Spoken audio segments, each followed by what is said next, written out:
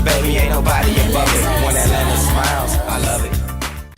All right, welcome back to the Black Atlas podcast. We are here for episode 11. 1-1. If y'all ain't understand, that's 11. Double digits, y'all. We are saying consistent.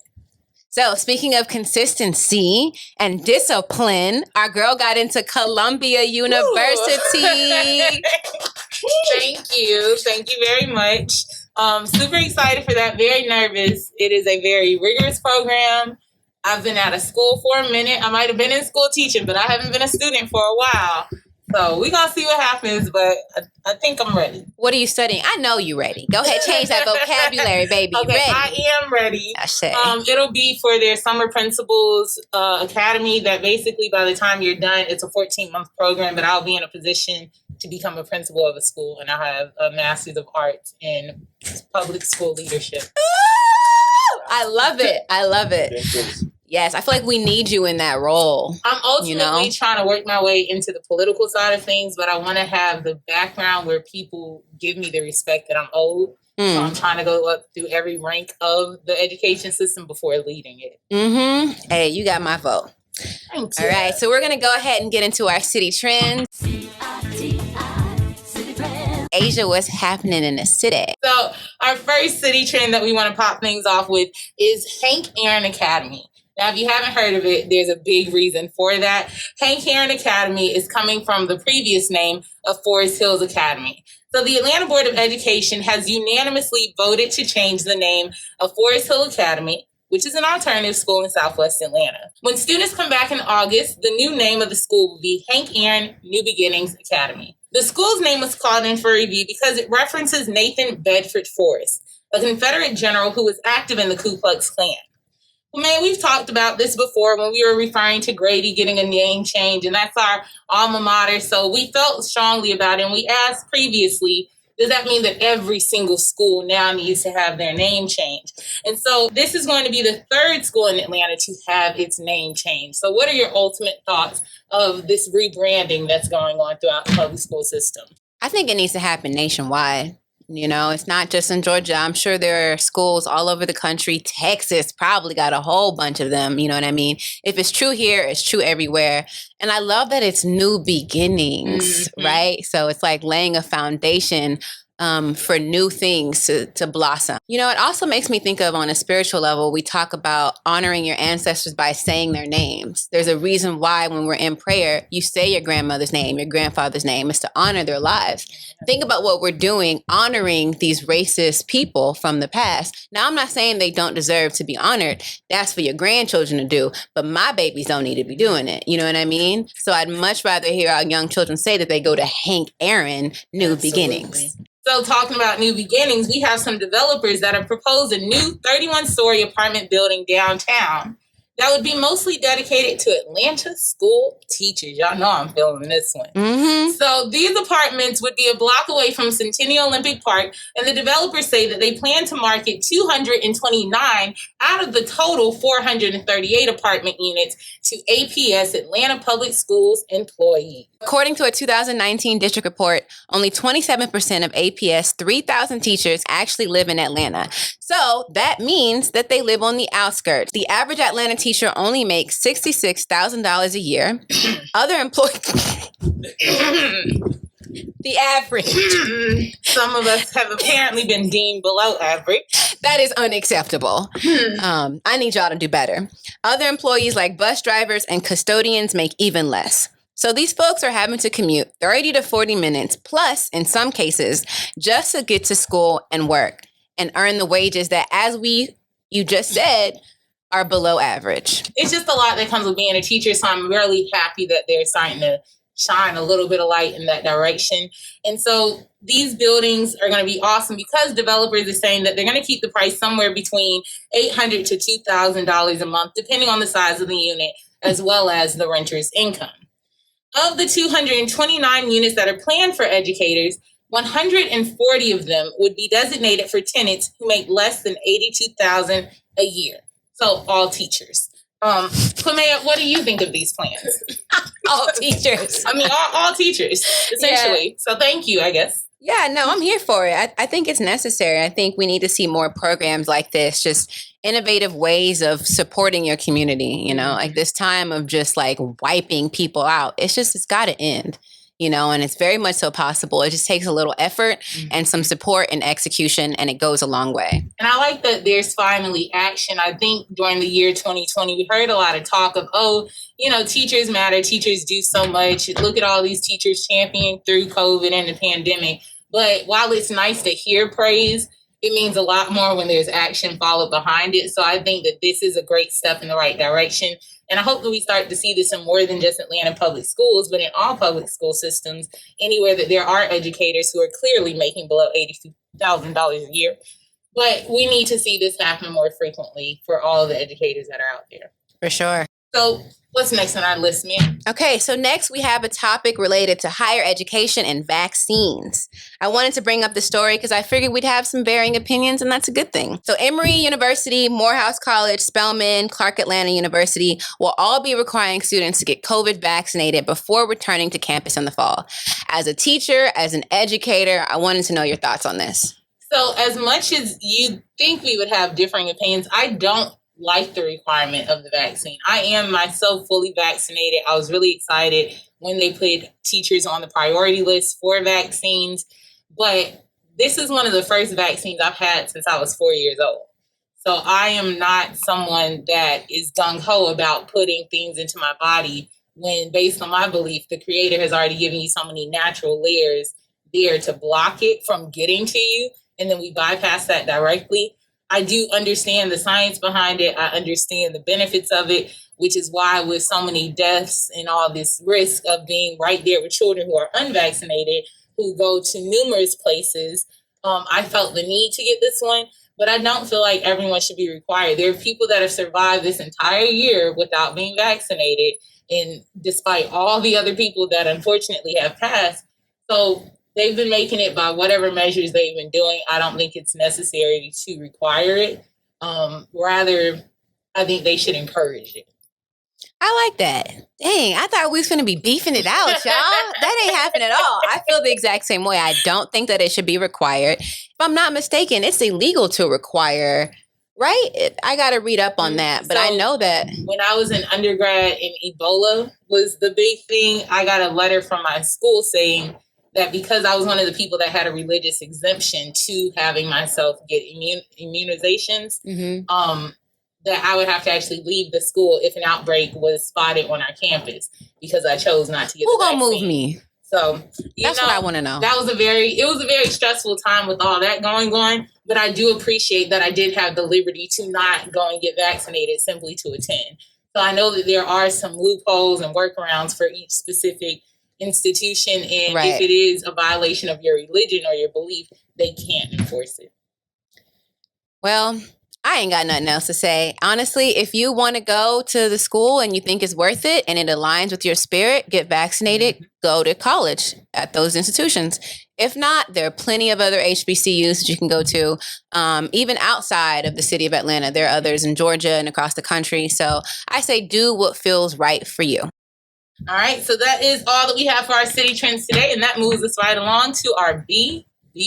I like my girls BBW. Our BBW this week is Reveal Fitness. Reveal Fitness is owned by Shalon Bell, a fitness trainer from Southwest Atlanta.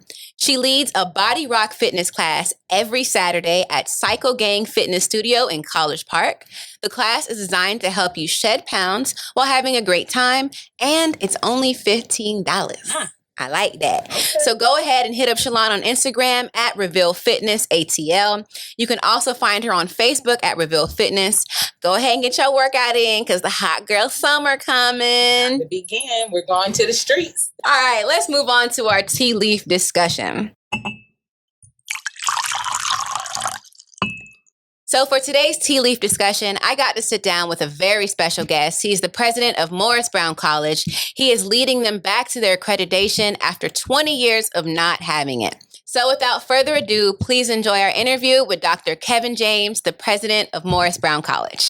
Welcome back to the Black Atlas. For today's tea leaf discussion, we are joined by Dr. Kevin James, the president of one of the most iconic and historic HBCUs in the country, Morris Brown College. Yes. Dr. James, thank you for joining us. Thank you for having me. Of course. How are you doing today? I'm doing great. Thank you. Okay. So before we get started into the interview, I'd like to learn a bit more about you as the man. Who are you? Well, my name is Kevin James. I'm originally from Columbia, South Carolina.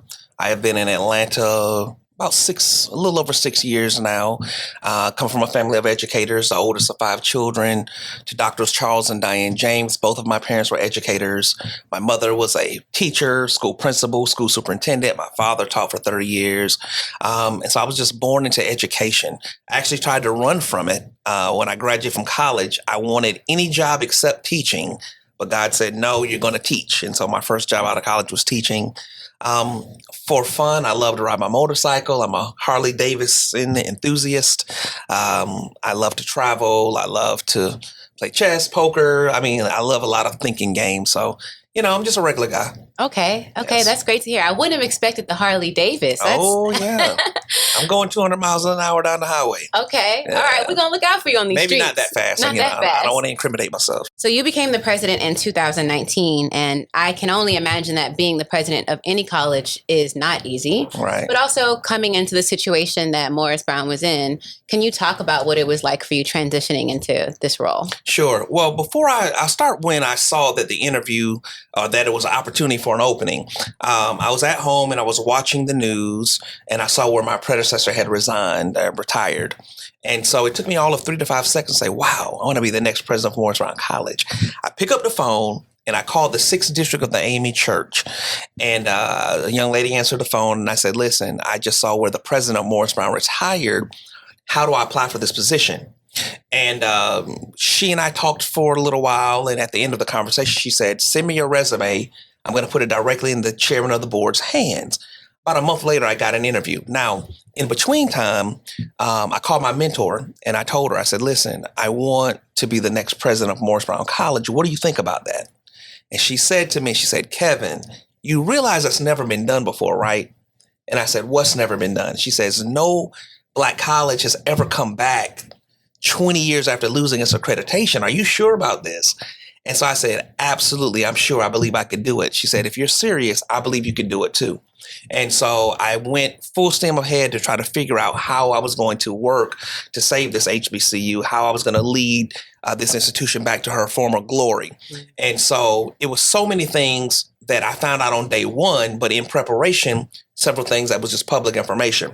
$9.5 million to the United States Department of Education, $35 million bankruptcy, the loss of 36 of 42 acres of land, the loss of our accreditation almost 20 years ago, financial instability. So I knew all of those things going in. And so going into the institution, I knew that it was going to be a tough challenge, but I was up for the challenge. And we've absolutely turned the institution around in these last 2 years during this administration, during this presidency. So I anticipate that we're going to take the school to the next level. We got approval by the state, the Georgia Non-Public Post-Secondary Education Commission. We now got our application approved for our accreditation, and now we just received accreditation candidacy last week. And so the impossible has already been made possible, and we just anticipate taking the institution to the next level. At this point, we're working to apply for federal financial aid. And once we get federal financial aid, I anticipate the floodgates opening up with many, many students that are interested in attending Morris Brown College. That's absolutely amazing. So you also mentioned financial support, federal financial support. Yes. Can you talk about the value of that? People might not realize how important that is for an institution. Can you expand on that? Well, first of all, HBCUs historically have catered to first-generation college students or students who might need a second chance or students who might need financial assistance. Even folks in the middle class need help. I'm from the middle class. My parents both have PhDs, but I couldn't pay for school myself. So imagine if your parents are making 25 or your family income is only $25,000 a year or something like that. You definitely don't have the resources and means to pay for school. Well, in 2002, when Morris Brown College lost its accreditation, we literally went from 2,700 students to 50 students overnight. Why? Because we lost access to federal financial aid. How am I going to pay for college? And so it's extremely important component to accreditation, the fact that you have access to federal financial aid, like I mentioned, in student loans and also Pell Grants and other grants that you're eligible for. And so that's one of the major components outside of proving that you're a quality institution. One major component of the accreditation journey is getting that access to federal financial aid so students can pay for college so they can have a means to get a higher education. Okay. So backtracking a little bit, I hope you're familiar with what an HBCU is, but if you're not, could you talk about HBCUs and the value that they bring to this country? Sure. Well, an HBCU, the actual definition is an institution that was founded before 1964, whose primary responsibility was the education of Black people. Okay. You know, back in the day, Black and brown people could not attend the likes of a University of Georgia or University of South Carolina or a major institution like that. And so HBCUs were started. The first HBCU was founded in 1837, Cheyney University of Pennsylvania. And that was actually even before the end of slavery up in Pennsylvania. Since that time, we've had 130 or so HBCUs, where today we only have 101 remaining. Mm-hmm. That's why Morris Brown's journey is so iconic and historic, because we're the first Black college in history to ever come back 20 years after losing its accreditation. Overall, HBCUs have been primarily responsible for educating Black and brown people throughout this country. No other organization pours into the Black middle class like HBCUs. The only close organization would be the Black church, right? So HBCUs are primarily responsible for 80% of Black doctors, lawyers, pharmacists, teachers. I mean, every field of endeavor that you can think of, HBCUs have poured tremendously into those fields to help diversify the pipelines regarding who is working in those fields of endeavor. So HBCUs are extremely important. And I'm so excited that now in 2021, a lot of major philanthropists and corporations and others are really seeing the value in HBCUs. I believe this year was one of the top years in history regarding the funding of HBCUs, both from private sector as well as the public sector. And so I hope it's not a fad. I hope that, you know, folks continue to see the importance of Black colleges and how they impact the fabric of this country. Right. I didn't go to an HBCU. I went to a PWI, but I've always said that when I'm in a position to, I will be giving back to HBCUs. Sure. Well, Morris Brown's a good choice. I know. Morris Brown's my number one choice. I grew up in Atlanta. Okay. You know, like I said, you all are a historic institution, yes. Iconic. Can you talk about the history a bit of Morris Brown and particularly in its relation to holding on to history? I know that you guys have Stone Hall on the campus that was built by former slaves. Can you talk about the importance of maintaining our history and the role Morris Brown plays in that? Sure. Well, let me start by just kind of giving a brief overview of how we were started. So in the late 1800s, shortly after slavery, a group of trustee members from Clark College approached the leaders of Big Bethel AME Church, African Methodist Episcopal Church, and say, look, you know, we understand that you all have a lot of meetings in this church. We wanted to approach you guys to see, could we use space in this building, in this church, for classroom space at Clark College? And so they were having a conversation about it. And one of the trustees, Stuart Wiley, stood up and said, well, if we can allow Clark College to use our church for classroom space, why don't we just start our own college? And the bishop of the church, who was our founder, Wesley John Gaines, stood up and said, we can, and with God's help, we will start our own college. Mm-hmm. And so Morris Brown is the only institution in the state of Georgia that was founded by Black people, for Black people, former slaves. Mm-hmm. The African Methodist Episcopal Church is the church denomination that founded us. And so that is the history of the institution. We're founded in 1881, like I said, in the basement of Big Bethel AME Church.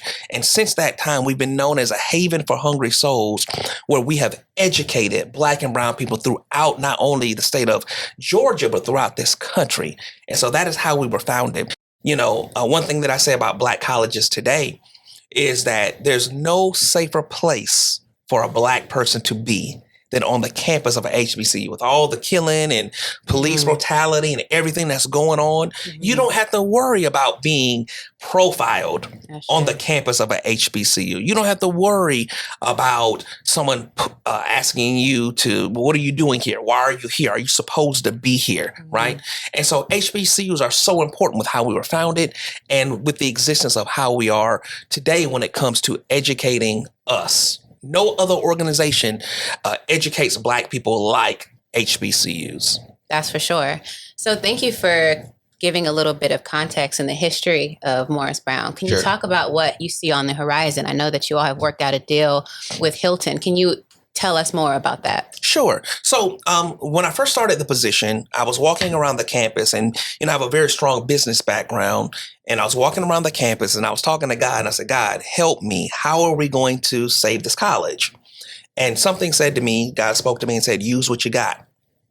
And so immediately I looked up and I saw a brand new $1.9 billion Mercedes-Benz Stadium. And so Morris Brown has something that no other college in Atlanta has. 3 things: location, location, location. And so my business mind was like, wow, what was your top program back in the day? Hospitality management. And so I was like, I know what we're going to do. We're going to build our own hotel on the campus, and it be revenues potential revenue for the institution. Not to mention, we'll tie it into our hospitality and management program. I pitched the idea to our board after some discussion. They said, go build your hotel. And so we did partner with CGI Merchant Group.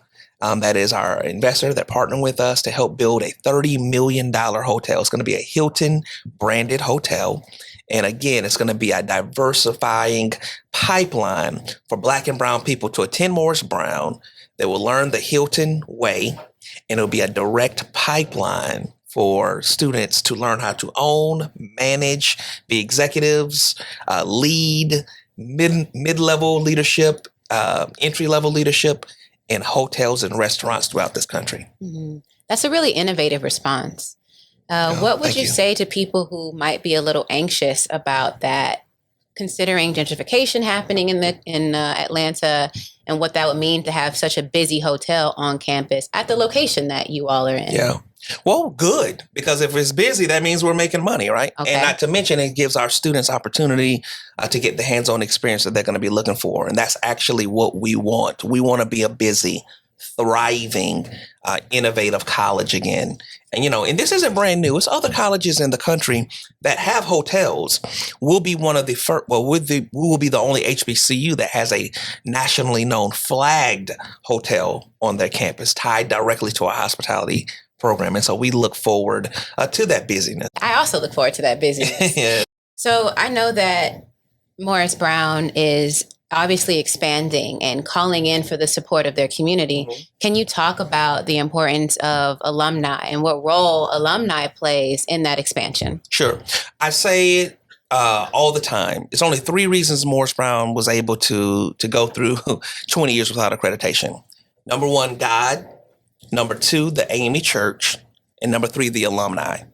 We have the best alumni on the planet. And I'm not just saying that. I mean, 20 years of no accreditation, 20 years of people thinking that you were closed, that they wrote you off, but the alumni never wavered. And so the alumni are one of the primary reasons why the institution is still open today and how we were able to get through this restoration. The alumni are one of the largest donors to the institution. So extremely important. We appreciate all of our alumni from around the world. We have phenomenal alumni from almost every field of endeavor out there, possible leaders. And so we're just so appreciative to everything that they've done over these years. Can you talk about how people can support Morris Brown financially? Even if we're not, alum, how could we support you in this? Anyone who's watching or listening, they can go to our website, morrisbrown.edu, click on that give button. Nothing too small, nothing too great.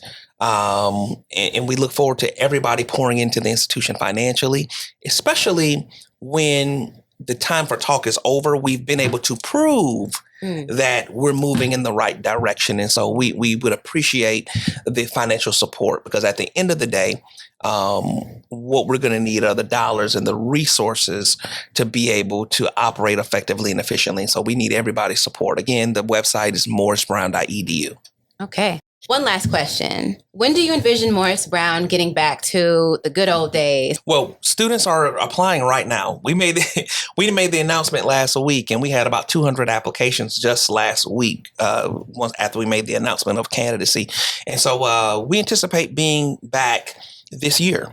Right now, we're applying for federal financial aid, so we're hoping and praying that we get the federal financial aid. But students are showing an interest in Morris Brown College at this very moment. Anybody who's watching can go to our website again, morrisbrown.edu. Click on that Apply Now button, and we look forward to receiving your application. Ashay, thank you.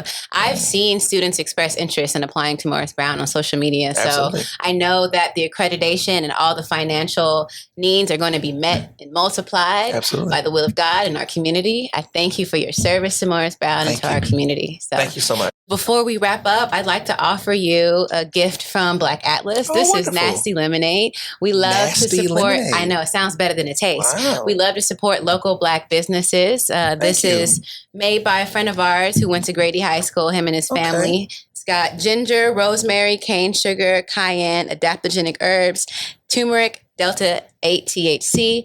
Don't worry, it's not going to not going to be out here swasty or anything like that, right. but it is a great immune booster. Okay. And you can find it at Wadada's in Atlanta. So please enjoy that and share Wonderful. that with other people that you know. Thank you so much. Yeah, you're so welcome. So that is all for our tea leaf discussion. We're going to go ahead and get into our what the hell. I feel great. I feel amazing today. Okay, y'all, I'm so excited about this topic today. For our what the health discussion, I want to talk about melanin and all of its power. I've been reading this book called The Melanin Empath by Jade Ascui. I don't know if I said that right. However, I just want to talk to you guys about melanin. So we know that melanin determines skin color, right? It's a pigment, it's a chemical that's produced in the pineal gland that determines the tone in your skin. But it's so much more than that, right? So melanin is actually present in every single being on the universe, in the world. So whether you're fair skin, light skin, animals have melanin. Melanin actually is present from the moment of conception. Melanin encases the sperm and the egg as they unite and protects it as it begins to develop into an embryo. We know that melanin helps support skin development, so that's why we look the way we do as we age. But also on a scientific level, since melanin is black in nature, it absorbs light and information on all spectrums. So melanin can take in sound waves, information from the sun, cosmic rays, that beings who don't have the same amount of melanin can't take in that information. So melanin in its purest form is black, and so it ranges from black to white, you know what I mean? And white, when you think about it, it doesn't absorb the same way that black does, right? So black people have this innate connection to the cosmos and to the earth because we're able to absorb that information through our melanin. It's also been found that the pineal gland in African Americans is larger than the pineal gland in non-melanated beings. So what that means is our connection to the divine is deeper, right? Our connection to divine creativity is stronger. So I just wanted to give you guys some tips on how to maintain your melanin and increase your melanin levels. Obviously, one is the sun. The sun keeps your melanin popping, but once you absorb that information, you got to be able to do something with it. So there's a chemical that's naturally produced in the body. It's an amino acid called tyrosine. And there are some foods that you can eat that increase your tyrosine levels. We got seaweed, which I've been eating a lot of. That's why I'm extra popping these days. Pumpkin flesh, mustard greens, kidney beans, avocados, spinach, and bananas. Right? So I just wanted to share that with you. To all my melanated beings, remember that you are literally made from the cosmos. Everything that created the planets, the stars, lives within you. And don't let anybody tell you that you're inferior or incapable of living out the life of your dreams. I'm here for it. I'm here for all that. Thank you. Yes.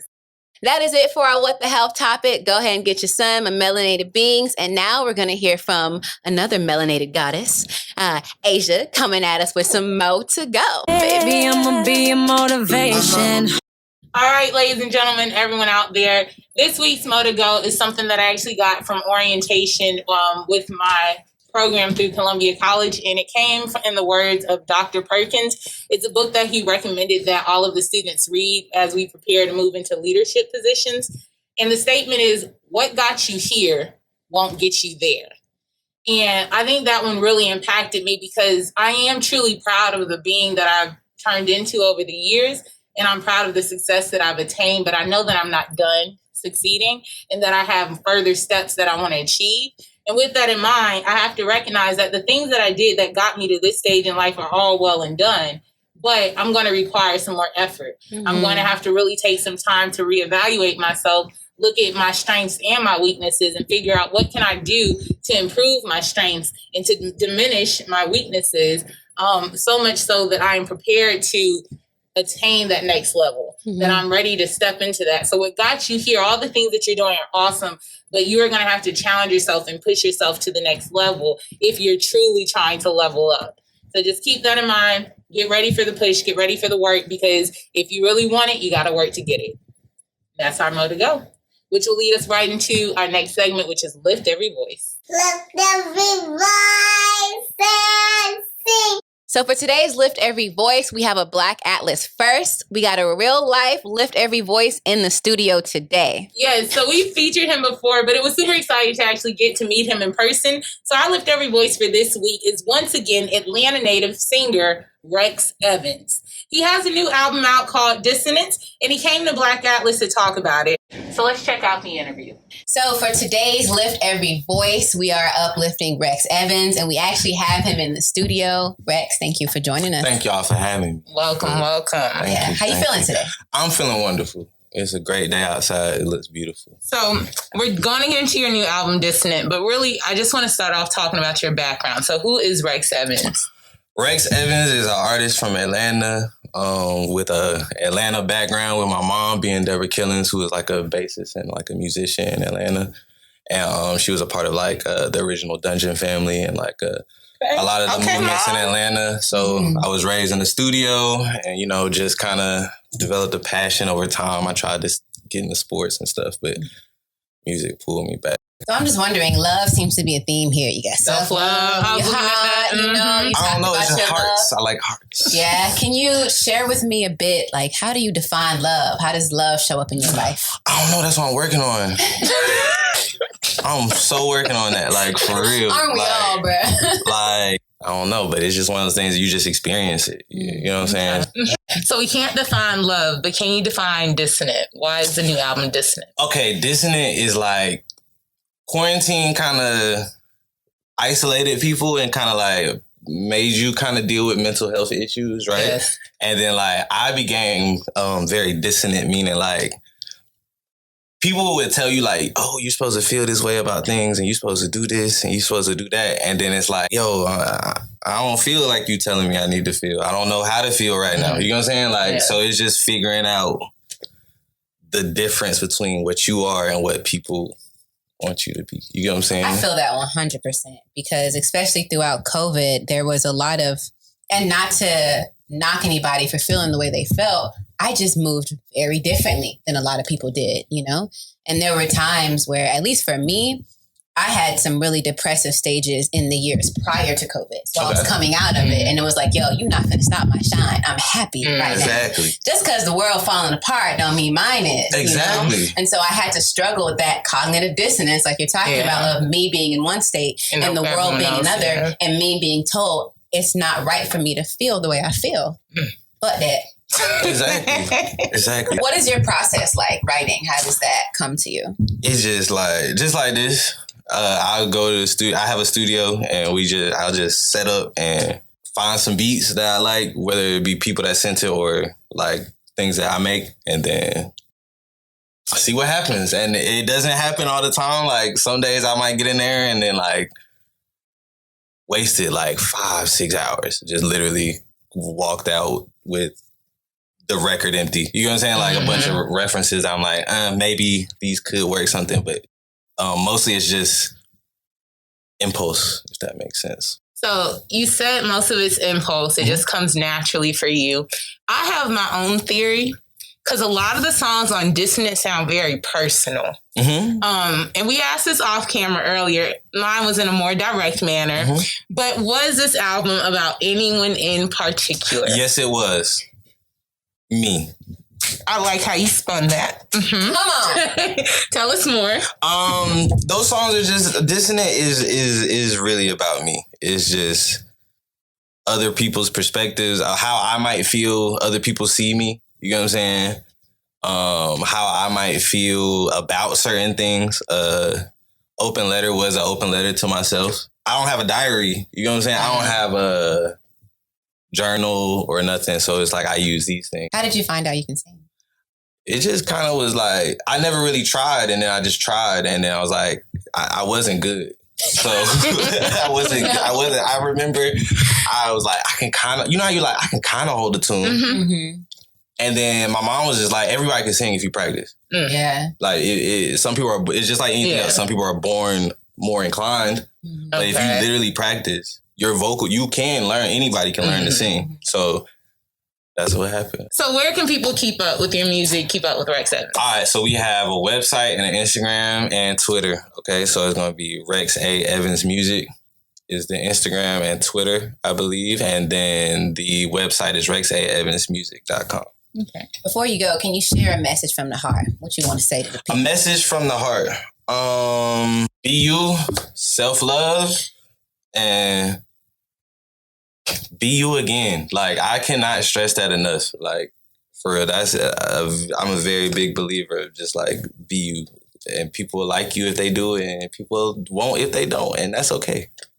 I say, well, we like you. Thank you so much for joining us, Rex. So that concludes our Lift Every Voice segment. Thank you guys for being here on another episode of Black Atlas. Thank you, Rex Evans. We look forward to seeing you all next time. Peace. Peace.